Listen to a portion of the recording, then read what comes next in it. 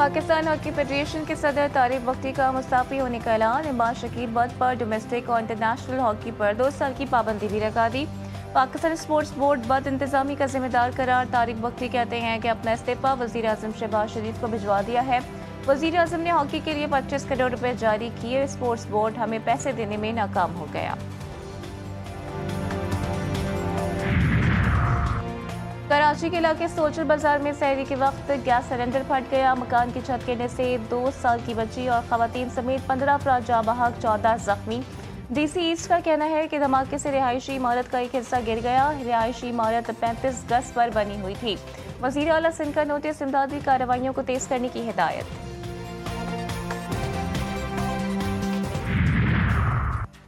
और सदर मुमलिकत आसिफ अली जरदारी का कराची के सोजर बाजार में इमारत के मुनहदम होने पर इजहार अफसोस। सदर का मुतवफ़ी और गैर खाना के साथ हमदर्दी का इजहार।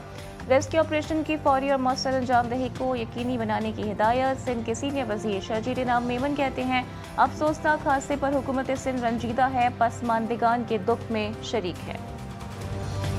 अमरीकी फौज रवां हफ्ते के आखिर तक ईरान पर हमला कर सकती है। अमरीकी मीडिया का दावा। तहम सदर डोनाल्ड ट्रंप ने इस बारे में अभी तक हतमी फैसला नहीं किया। अमरीकी मीडिया ने हुकाम का हवाला देते हुए कहा कि इस कार्रवाई पर गौर व फिक्र में काफ़ी वक्त सर्व किया जा रहा है और साथ ही मुख्तलिफ अस्करी और सियासी पहलुओं का जायजा भी लिया जा रहा है। अमरीकी मीडिया ने मजीद बताया कि फौजी एहलकार अपनी तैयारियां मुकम्मल कर चुके और खित्ते में किसी भी हंगामी कार्रवाई के लिए अलर्ट हैं। ना कोई डील ना कोई ढील। बानी पीटीआई अदालतों से सजायाफ्ता मुजरिम है। किसी भी किस्म की रियायत का तासुर देना बिल्कुल गलत है। वफाकी वज़ीर इत्तलात अता तारड़ ने मीडिया पर बानी पीटीआई की डील के हवाले से चलने वाली खबरों की तरदीद कर दी। बोले, रियायत के हवाले से खबरें बेबुनियाद हैं, खबरों में कोई हकीकत नहीं। भारत के साथ जंग का खदशा अब भी मौजूद है। पाकिस्तान में हमले तालिबान और भारत की प्रॉक्सी जंग का नतीजा है। वज़ीर दफ़ा ख्वाजा आसिफ कहते हैं, अफगानिस्तान में कलअदम टीटीपी और दाइश समेत तमाम दहशतगर्द ग्रोह मौजूद हैं। काबुल हुकूमत की सरपरस्ती या मर्जी के बगैर हमले नहीं हो सकते। पाकिस्तान अफगानिस्तान में कार्रवाई करने से नहीं हिचकिचाएगा।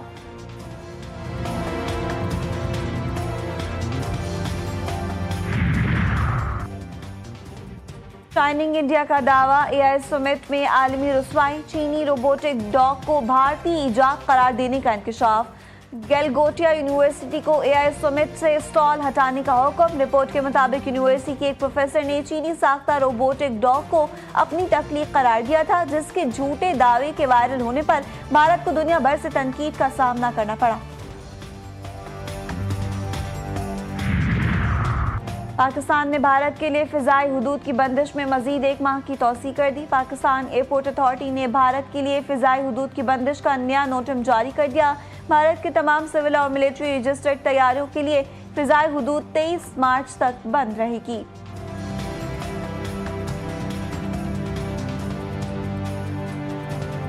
स्टॉक एक्सचेंज में मंदी का रुझान। इंडेक्स नफसियाती हदें बहाल न रख सका। 100 इंडेक्स में 1847 पॉइंट्स की कमी, 1,77,005 पॉइंट्स की सतह पर ट्रेडिंग।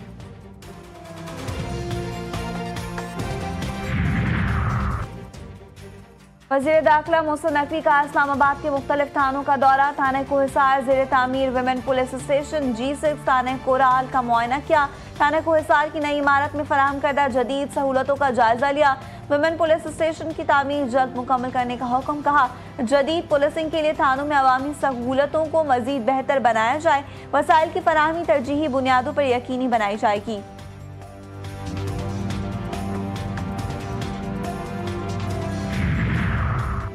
कराची के इलाके गुलिस्तान जौहर में रेंजर्स की बड़ी कार्रवाई। इंतहाई मतलूब दहशतगर्द दोस्त मोहम्मद गिरफ्तार।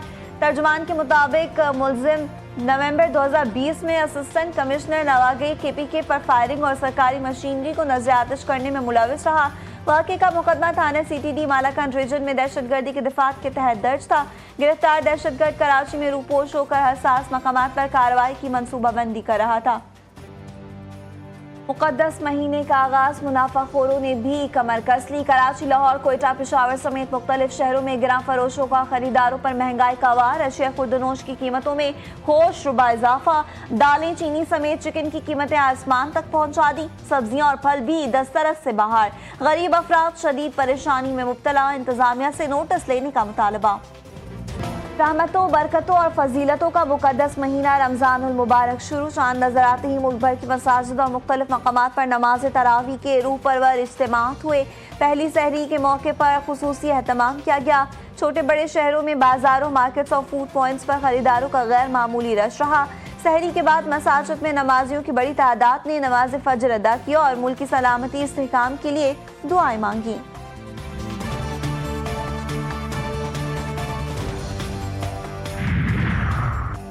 बांग्लादेश और हिंदुस्तान में आज पहला रोजा। Malaysia, Indonesia, Philippine, Australia, Türkiye, Japan, Oman में भी आज पहली सहरी का एहतमाम किया गया।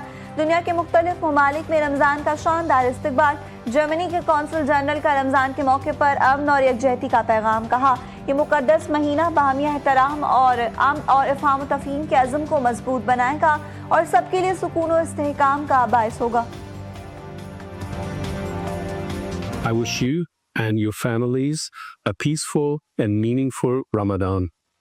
May this month bring you and your loved ones strength and serenity. Ramadan Mubarak. شهر رمضان الذي أنزل فيه القرآن هدى للناس और खुदा भी रखता है उतना ही कुर्ब में उसको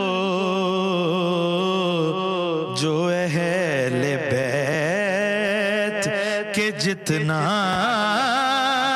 करीब हो जाए। रूहानियत, इल्म और मोहब्बतों से सजी खुसूसी नशरियात इरफान रमज़ान का आगाज़।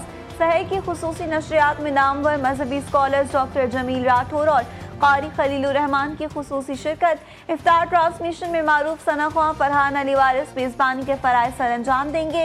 उलमा कराम मुख्तलिफ मसाइल पर रहनुमाई करेंगे। लाइव कुकिंग सेगमेंट्स के साथ ये बाबरकत सफ़र आखिरी इफ्तार तक जारी रहेगा। रोज़ाना दोपहर 1 बजे से इफ्तार तक सिर्फ GTV न्यूज़ पर।